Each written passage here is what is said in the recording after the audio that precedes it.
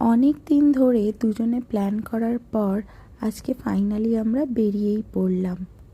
আমরা গিয়েছিলাম হারবার ফ্রন্টে। ওই যে দূরে দেখছো সিএন টাওয়ার, আর সামনেই বিলি বিশপ এয়ারপোর্ট।